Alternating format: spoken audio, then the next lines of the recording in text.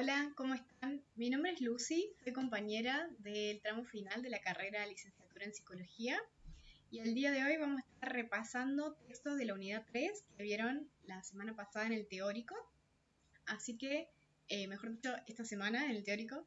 Así que, bueno, vamos a comenzar. Primero me gustaría mencionarles que, bueno, estos repasos son realizados por Surensico y tienen el objetivo fundamental de poder acompañarlos a todos y a todas en el ingreso a la carrera y poder lograr la permanencia de todos los estudiantes. Así que, bien, vamos a comenzar. El primer texto que vamos a ver es el texto de Rubén Ardila, que se llama Psicología en el contexto de las ciencias naturales, comportamientos y evolución. Voy a presentarles el PowerPoint.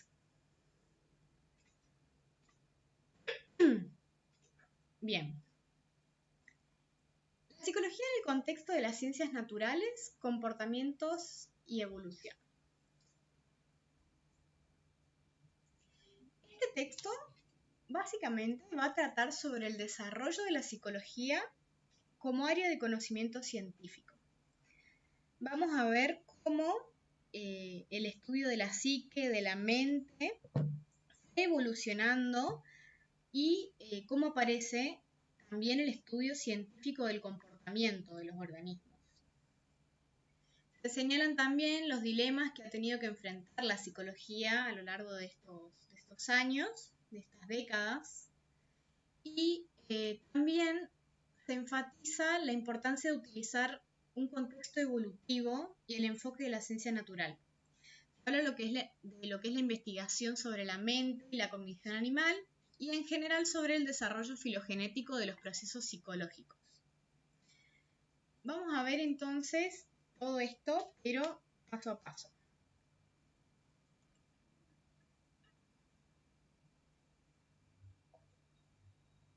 Bien, lo primero que tenemos que ver son los fundamentos de la psicología. La psicología ha sido un campo de interés para muchos pensadores de todos los tiempos y de todas las culturas.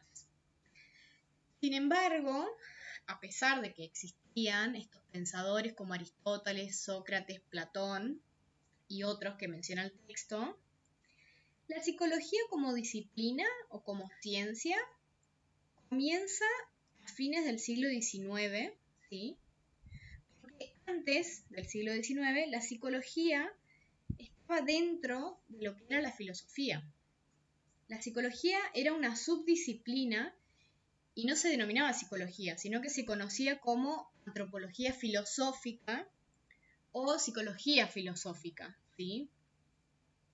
Entonces, estos pensadores trataban temas como, por ejemplo, la mente, el cuerpo, la relación de la mente y el cuerpo. Estas concepciones fueron evolucionando a lo largo del tiempo y se fueron complejizando también. Entonces, dentro de lo que son los filósofos modernos, la psicología se basaba en una psicología racionalista, ¿sí? Una psicología que no era empirista, no se basaba en el estudio de lo observable. Era una psicología de sillón, ¿sí? Se la conoce como psicología de sillón, donde no se construía una evidencia empírica, sino que más bien se trataba de una psicología del sentido común.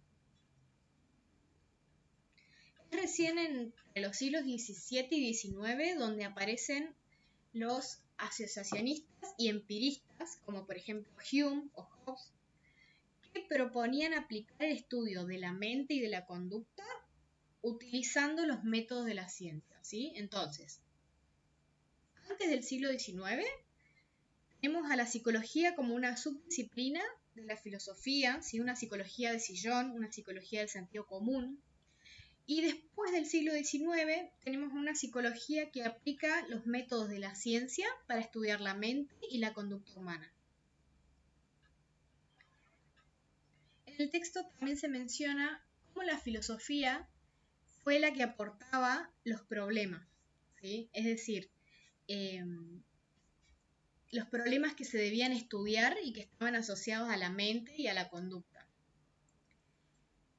pero fue la fisiología la que proporcionó los métodos para estudiar estos problemas que proponía la filosofía. Eso para tener en cuenta también como un aporte importante que la fisiología fue quien proporciona los métodos para estudiar esos problemas. La fisiología. Menciona el autor a Wundt que fue el primero en aplicar de manera sistemática los métodos de la ciencia de la época al estudio de la mente, ¿sí? Por eso Wundt es considerado el padre de la psicología científica. Ya lo hemos visto en otros textos. Wundt fue quien crea en el año 1879 el laboratorio de psicología experimental en Alemania y es el primero que utiliza los métodos de la ciencia para estudiar la mente.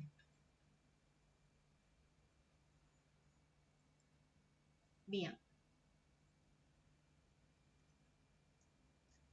Los dilemas de la psicología.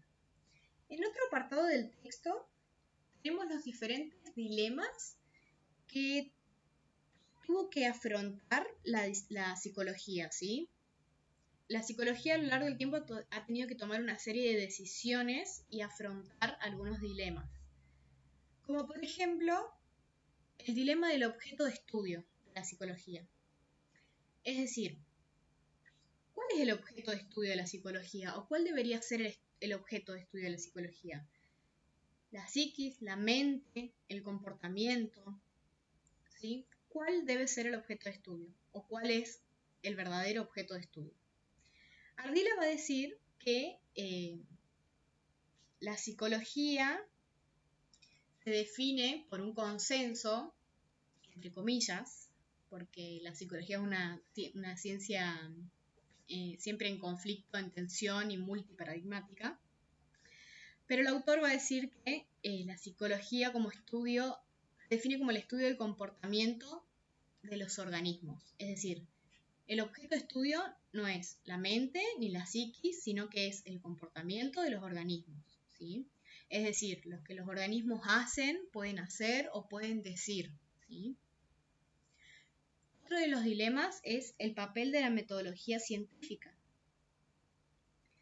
La psicología, ¿es una ciencia natural? ¿O es una ciencia social? ¿O es una ciencia humana? ¿O la psicología es una ciencia del comportamiento?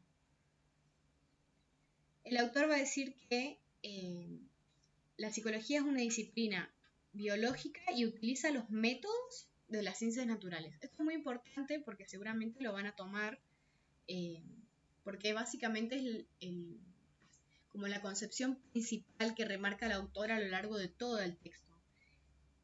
Que la psicología es una ciencia, ¿sí? Y que utiliza los métodos de las ciencias naturales. Bien, otro de los dilemas es la universalidad o particularidad de las leyes. ¿Qué quiere decir esto? Las leyes psicológicas, ¿sí? Las leyes psicológicas que rigen el comportamiento humano de una persona.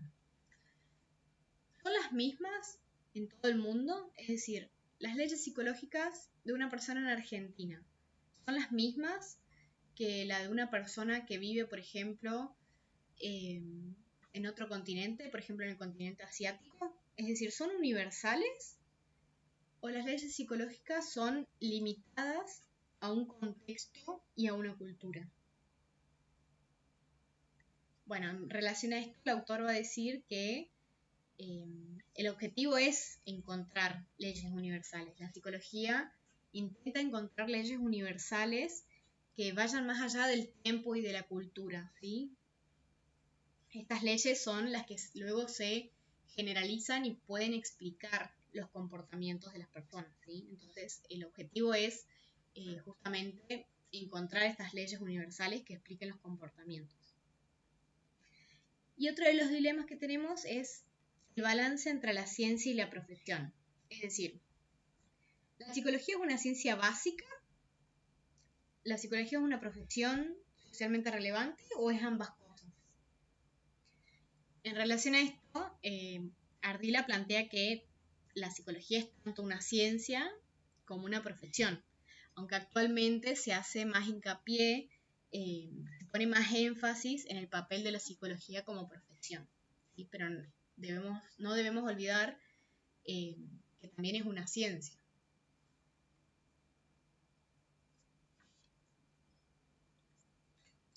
Antes de ver este apartado de la mente de los animales, no me quería olvidar de mencionarles que en este punto lo más importante que menciona el autor es que la psicología es tanto una ciencia natural como una ciencia social, ¿sí?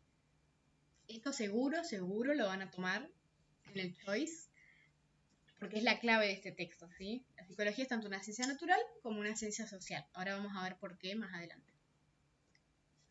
Bien, dicho esto, hay otro apartado del texto que se llama la mente de los animales.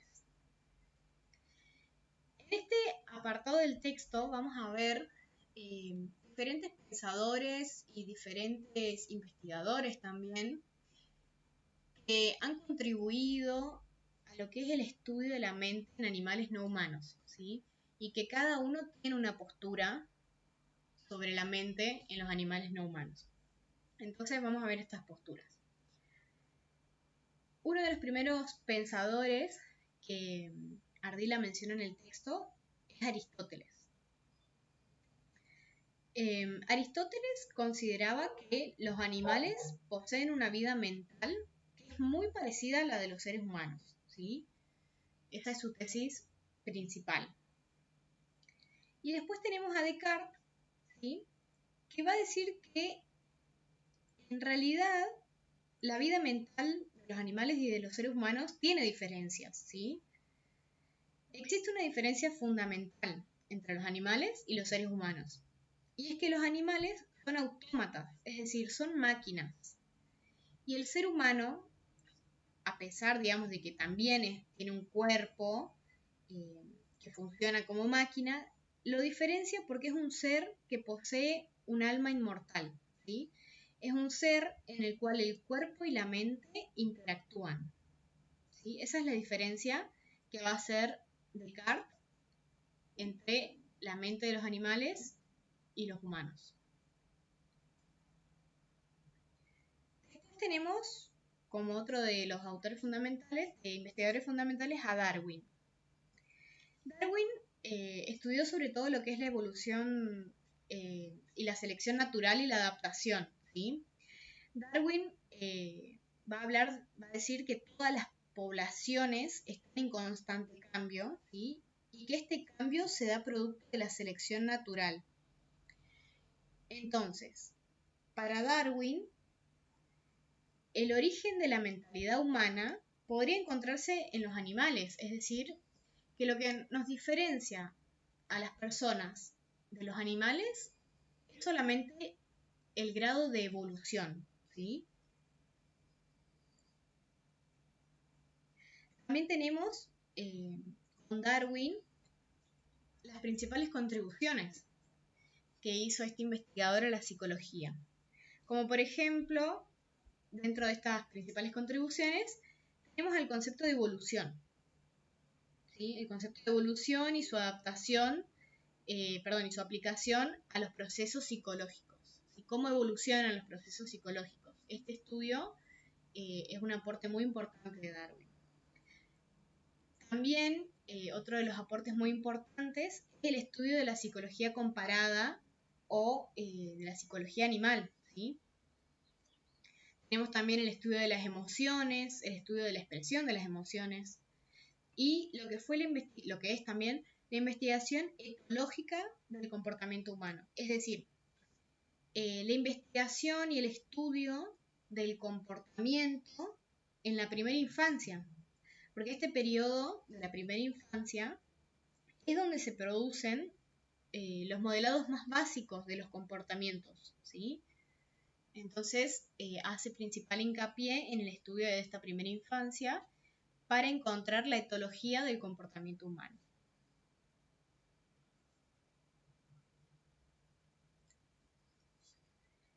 Después vamos a ver también la psicología comparada. Como les mencionaba hace un ratito, la psicología comparada o animal es una de las principales contribuciones de Darwin.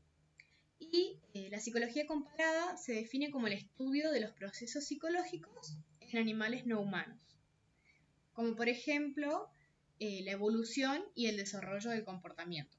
Y tiene como sus principales exponentes a Darwin, que mencionábamos recién, y a otros como Morgan, Trondijk, Watson, ¿sí? Entre otros.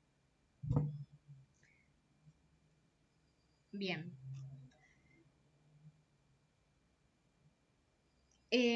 La psicología comparada ha causado una revolución dentro de la psicología y dentro de lo que es el mundo de las ciencias, porque propone una continuidad de los procesos psicológicos a lo largo del desarrollo de las especies, ¿sí? Y bueno, uno de los padres de la psicología comparada fue Lloyd Morgan. Esto es muy importante, también suele ser pregunta de parcial. Es muy importante que se acuerden de ese nombre, Lloyd Morgan, ¿sí? Padre de la psicología comparada. La psicología comparada va a plantear que los procesos psicológicos se encuentran en muchas especies, no solamente en las personas, no solamente en los seres humanos. Y va a decir que la diferencia entre nuestra especie y las demás es un asunto de grado. Esto que mencionábamos recién sobre la evolución, ¿sí? Va a proponer que la mente es parte de la naturaleza, entonces está presente en muchos organismos, en mayor o menor grado, ¿sí? Va a decir que existe más de un tipo de mente y que los seres humanos tenemos mente, pero también se asume que hay otros seres no humanos que también poseen mente, ¿sí? Entonces, hay varias razones por las cuales podemos estudiar a los animales.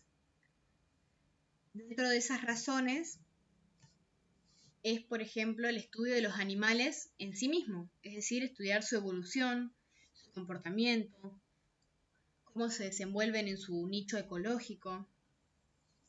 También podemos estudiar a los animales como modelos. Estudiar, por ejemplo, a los animales nos sirve a nivel experimental para explicar el comportamiento de los humanos, ¿sí? O otros procesos psicológicos. Entonces, también podemos estudiar a los animales para encontrar ciertas leyes que sean aplicables a los humanos. También se puede estudiar a los animales teniendo en cuenta su utilidad práctica. Como por ejemplo, se estudia el control de especies dañinas, ¿sí? El control de especies que causan daño al ser humano en las cadenas alimentarias o también en lo que es relacionado a la preservación del medio ambiente. Entonces, estas tres razones son las principales de por qué se realizan estudios en animales.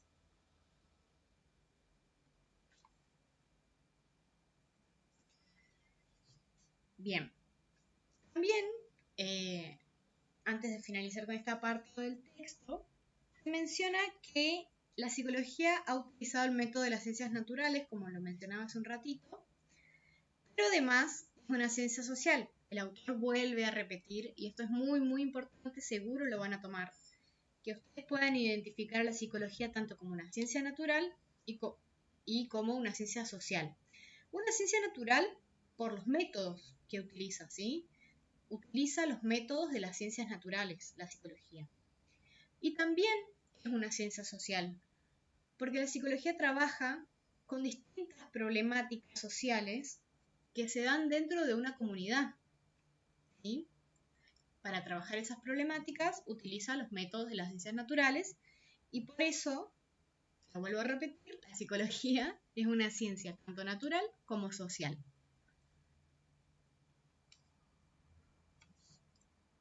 En lo que es a finales del texto de Ardila, tenemos varios ejemplos de experimentos y estudios. Como mencionábamos hace un ratito, primero se pensó que todos estos puntos, el lenguaje, la cognición matemática, la conciencia, el juicio moral, la personalidad, todos estos puntos solo lo teníamos los seres humanos.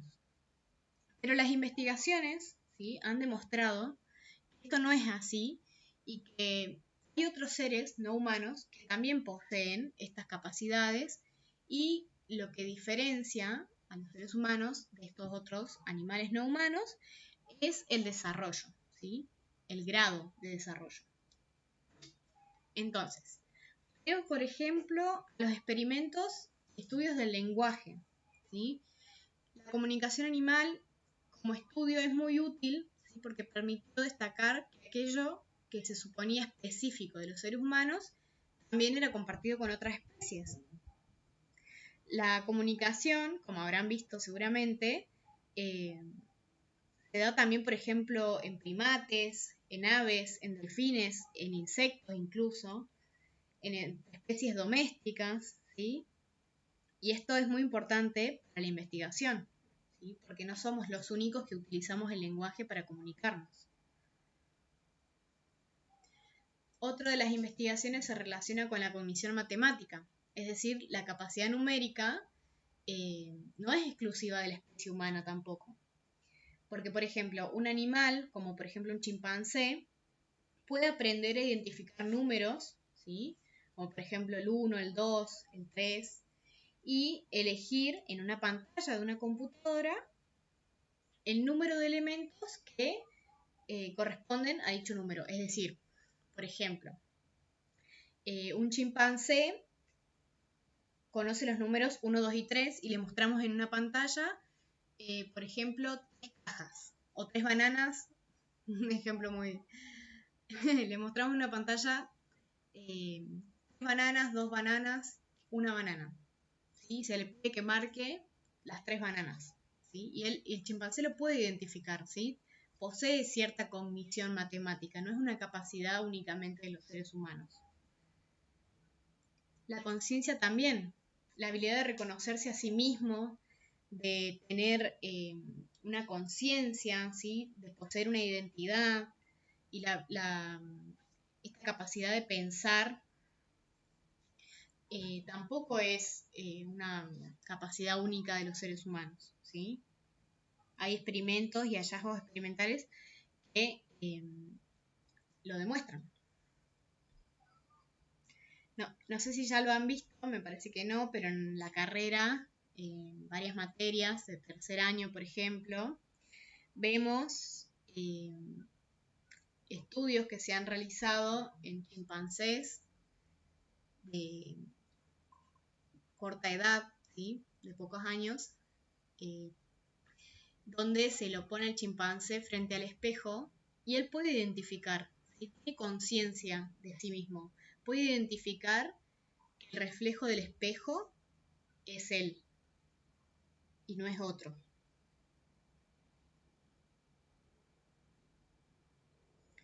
Tenemos también lo que fueron los estudios de las rutas y planeación del futuro, ¿sí?, que también se encuentran en animales superiores, esto de planificar a corto, mediano y largo plazo, y también de tener en cuenta las consecuencias, ¿sí? Tenemos el estudio sobre el juicio moral, las investigaciones que también plantean esto de que existe simpatía y cooperación y altruismo en grupos de animales, ¿sí?, así como existen en los seres humanos, en los animales también.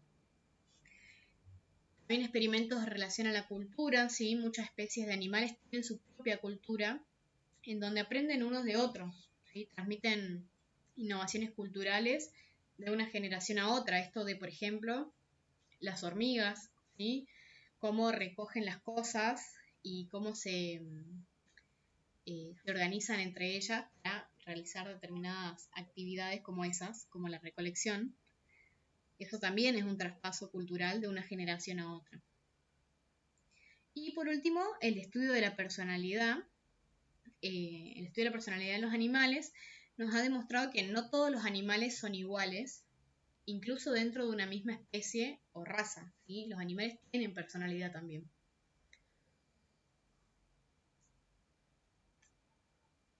Conclusión. Como mencionamos varias veces, pero es muy importante que les quede grabado que el texto de Ardila tiene como conclusión principal que la psicología es una ciencia natural, pero sin desconocer lo social. Bien. Bueno, ahora vamos a ver el texto de Objeto y método de la psicología, perspectivas y disenso de las autoras Antonella Di Paola Naranjo y Leticia Luque. Estas autoras van a comenzar el texto remarcando que la psicología es una disciplina científica que se caracteriza por los disensos, ¿sí? Porque no existe una certeza sobre qué teoría o qué escuela explica mejor los fenómenos psicológicos, ni tampoco hay claridad sobre la clasificación, ¿sí? Como ciencia natural o como ciencia social. Entonces, esto lleva a una crisis permanente que puede ser analizada teniendo en cuenta la pugna de dos grandes concepciones, que es lo más importante de este texto, ¿sí? La concepción objetivista por un lado y la concepción subjetivista por el otro. Antes de caracterizar cada una, la autora va a mencionar que, las autoras van a mencionar que para clasificar las ciencias pueden usarse distintos criterios, ¿sí? Como por ejemplo, tener en cuenta el objeto de estudio y el método de estudio. El objeto de estudio hace referencia al sector, la parcela o el ámbito de la realidad que es estudiada por una disciplina en particular, en este caso la psicología. Y el método de estudio se relaciona más bien con los procedimientos que se aplican para producir conocimiento, para justificarlo y para ponerlo a prueba, ¿sí? Entonces, estos criterios, objeto de estudio y método de estudio, permite clasificar a las ciencias en ciencias formales y fácticas. Y la psicología, dicen las autoras, es una ciencia fáctica, ¿sí? Recuerden eso, la psicología es una ciencia fáctica. Bien. Teniendo en cuenta eso, entonces, tenemos dos perspectivas en pugna, ¿sí? Dos perspectivas enfrentadas que son excluyentes y antagónicas, ¿sí? Son opuestas una de la otra. En el texto, las autoras mencionan que desde el siglo XX hasta la actualidad, dado que en la psicología las posiciones y opiniones son muy diversas, se han ido agrupando dos grandes perspectivas o tradiciones, y son estas dos. Por un lado tenemos la posición objetivista, que menciona la homogeneidad, y por otro lado tenemos la posición subjetivista, que hace hincapié en la heterogeneidad. Cada una de estas concepciones, como mencioné recién, son antagónicas y tienen diferentes maneras de entender al ser humano y al mundo y a la relación entre ellos, es decir, cómo se relaciona el ser humano y el mundo y cómo incide el mundo en el ser humano y viceversa. En relación a lo que es el supuesto de homogeneidad, ¿sí? De regularidad también, tenemos que tener en cuenta que implica una concepción de los seres humanos como todos iguales, ¿sí? Supone que todos los seres humanos tenemos características que nos asemejan, ¿sí? Que nos igualan. Esta concepción de homogeneidad no pone el foco en lo que nos diferencia, sino en lo que nos hace iguales, como por ejemplo el uso del lenguaje para comunicarnos, ¿sí? Todos los seres humanos utilizamos el lenguaje para comunicarnos. Más allá de si usemos un idioma u otro, todos utilizamos un tipo de lenguaje para poder comunicarnos, ¿sí? Por otro lado, tenemos el supuesto de heterogeneidad, ¿sí? De variabilidad. Este supuesto implica una concepción de que los seres humanos tenemos distintos aspectos que nos hacen diferentes, que nos hacen distintos, que nos vuelven únicos e irrepetibles. Si seguimos el ejemplo del lenguaje, por ejemplo, vamos a ver que podemos tener diferentes acentos. En el ingreso seguro tendrán compañeros que son de otras provincias y cada uno tiene un acento particular. Entonces, en lugar de hacer foco, como lo hace la homogeneidad, en que, bueno, todos utilizamos un lenguaje para comunicarnos, el supuesto de heterogeneidad pone el foco en los acentos que hacen diferente a esa comunicación, ¿sí? En los diferentes acentos que podemos tener y que nos hacen distintos, que nos diferencian a uno de otro. Estas tradiciones, ambas, tanto la de homogeneidad como heterogeneidad, son tradiciones que no se imponen unas a otras, sino que coexisten dentro de una ciencia, ¿sí? En la psicología hay coexistencia de múltiples sistemas que explican, ¿sí? La conducta del ser humano, cómo se relaciona con su medio, etc., ¿sí? Estas posturas coexisten, no es una más importante que la otra.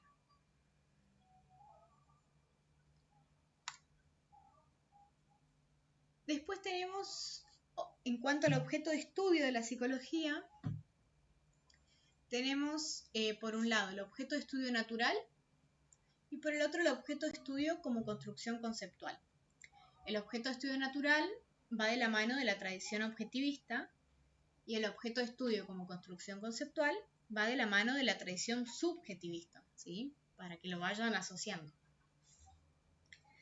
Teniendo en cuenta el objeto de estudio naturalista objetivista,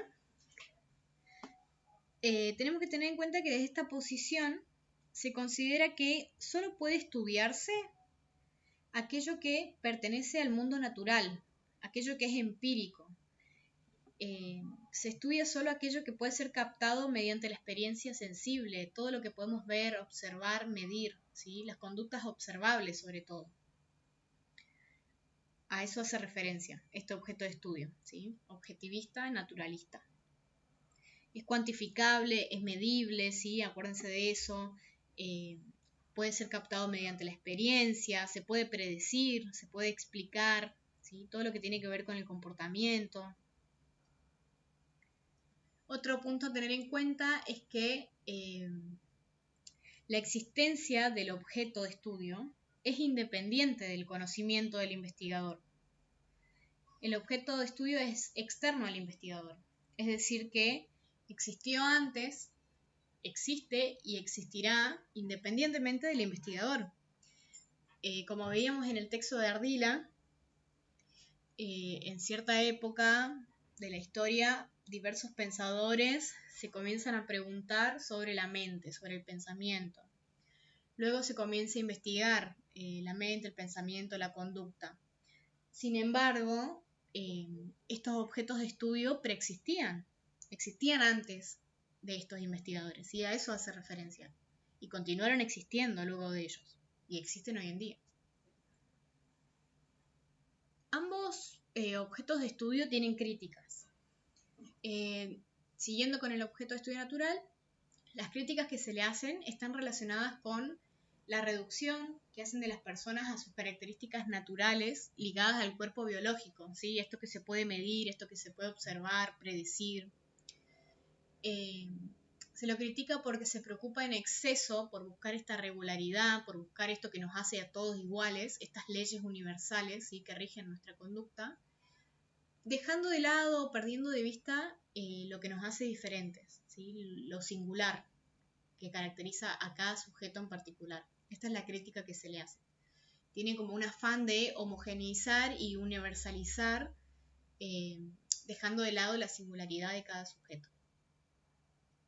Por otro lado, tenemos al objeto de estudio como construcción conceptual, asociado a lo que es la concepción subjetivista, que se caracteriza por plantear que el objeto de estudio es una construcción de sentido humano. Es decir, lo que se estudia no existe en la realidad natural, no se puede observar, sino que es un concepto. Supone reconocer al hombre en su contenido histórico, en su contexto histórico y cultural, ¿sí? Es importante esto, ¿sí? de tener en cuenta que lo que se estudia es una construcción de sentido y que varía según el contexto histórico y cultural, ¿sí? Porque el ser humano vive en un mundo que es socialmente construido y no se da de igual forma en todas las culturas y en todos los contextos. Entonces lo que estudiamos es una construcción, ¿sí? Es una conceptualización. Van a decir las autoras que las personas son agentes que construyen el mundo, que interactúan entre sí y con su entorno. Entonces las mentes no existen como práctica natural, sino como práctica social, ¿sí? Algo que se construye en interacción con otros. Las críticas a este objeto de estudio como construcción conceptual van a ir relacionadas más bien con la imposibilidad que tienen de desarrollar conocimiento basado en similitudes, porque recuerden que al estar asociado a una perspectiva subjetivista, hacen hincapié sobre todo en las diferencias, en aquello que nos hace singulares. Entonces se le critica justamente esto de que tienen dificultades para buscar las similitudes, ¿sí? Y también se le critica por esta relación indisoluble entre el objeto investigador y el sujeto investigador. Es decir, no hay una diferenciación tan marcada y un alejamiento tan marcado entre el investigador y el objeto de estudio como sí lo hay en el objeto de estudio natural, ¿sí? Son bien diferentes unos de otros porque pertenecen a tradiciones muy diferentes, antagónicas, como mencionábamos recién. Entonces, lo que se le critica a este estudio, este objeto de estudio como construcción conceptual, es esta imposibilidad de desarrollar conocimientos que sean aplicables a leyes universales. Por un lado teníamos el objeto de estudio natural, que a todo le buscaba la similitud y todo quería universalizar y dejaba de lado lo singular. ¿Sí? Esa es la crítica. Y por el otro lado tenemos al objeto de estudio como construcción conceptual, que hace tanto hincapié en lo singular y en lo diferente que no puede o que se le dificulta desarrollar conocimiento que pueda universalizarse, ¿sí? Ahí tenemos como las dos posturas.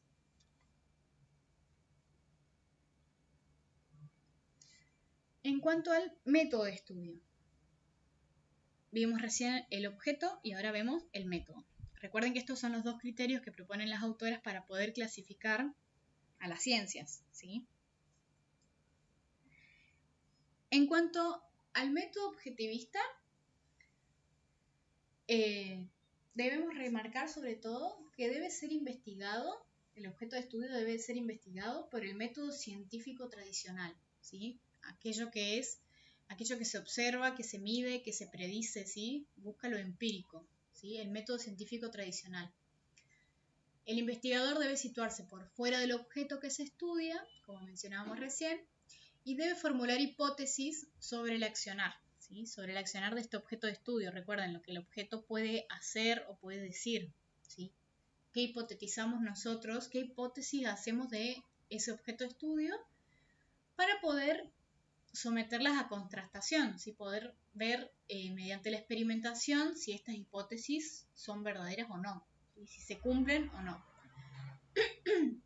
Esto con el objetivo de poder generar leyes universales, como mencionábamos, aplicando la estadística como herramienta principal. Una de las críticas que tiene este método objetivista es la simplificación extrema que realiza del objeto de estudio, porque no reconoce su complejidad ni matrices, ¿sí? Ignora la actuación humana impredecible, porque lo impredecible no se puede medir, no se puede observar, no es medible, no es cuantificable, entonces deja de lado esta complejidad y solo tiene en cuenta lo que sí se puede predecir de la conducta. Por otro lado tenemos los métodos subjetivistas, ¿sí? Dentro de estos métodos se hace especial hincapié en la necesidad de introducir una metodología más bien interpretativa, ¿sí? Una metodología que tiene en cuenta el sentido y el significado, que que se le da a lo que observamos dentro del sujeto, ¿sí? Es decir, ya no vamos a estar hablando de un método científico tradicional sobre lo que es medible, lo que es cuantificable para universalizarlo, sino que el método subjetivista se va a caracterizar por la metodología interpretativa, ¿sí? Del sentido o significado que de lo que podemos interpretar del sujeto, ¿sí? Y generamos conocimiento a partir de esa interpretación. Este método atiende sobre todo al significado de las acciones y las experiencias que tienen para sus propios actores dentro de los relatos. Esto es muy importante. Se hace hincapié sobre todo en el significado que tiene la acción para el sujeto que realiza esa acción y el significado que el sujeto le da a sus experiencias, ¿sí? Las críticas relacionadas con el método subjetivista se relacionan con la falta de rigurosidad y carencia de potencial explicativo predictivo porque no se basan en el método científico tradicional, ¿sí? Utilizan la interpretación. Entonces, se dificulta utilizando este método poder explicar o predecir ciertas cuestiones. También por la excesiva, se la critica también por la excesiva relación entre el sujeto investigador u objeto investigador, ¿sí? No hay una separación tajante entre el sujeto y el investigador. Bien, como idea de cierre, tenemos que se han presentado de manera binaria, ¿sí? En este texto, y quizás simplista, estas dos posturas, porque es mucho más complejo, ¿sí? De lo que vemos en el texto y que requiere mucha más profundización para poder comprender todos los aspectos que caracterizan estas dos tradiciones, ¿sí? La objetivista y la subjetivista. Por otro lado, también mencionar que la situación de crisis permanente de la psicología obedece a la coexistencia de los inicios formales de la disciplina, ¿sí? Estas dos grandes concepciones del objeto de estudio y del método existen desde el comienzo, ¿sí? Desde los inicios formales, allá por 1879, recuerden con la creación del laboratorio de Wundt y el nacimiento de la psicología científica, ¿sí? También mencionar que existe una suposición implícita común a ambas concepciones, ¿sí? Que todo psicólogo pertenece o bien a una posición o bien a otra, porque son excluyentes entre sí, ¿sí? Son tan opuestas que si yo me posiciono desde la tradición objetivista, no puedo utilizar, no sería adecuado utilizar el método de la ciencia subjetivista, de la posición subjetivista, perdón. ¿Bien? Entonces, el psicólogo pertenece o a una tradición o a otra, ¿sí? Y esto lo que produce es una dificultad de incorporar constructivamente las críticas, ¿sí? Las críticas que se hacen de una posición a la otra y viceversa.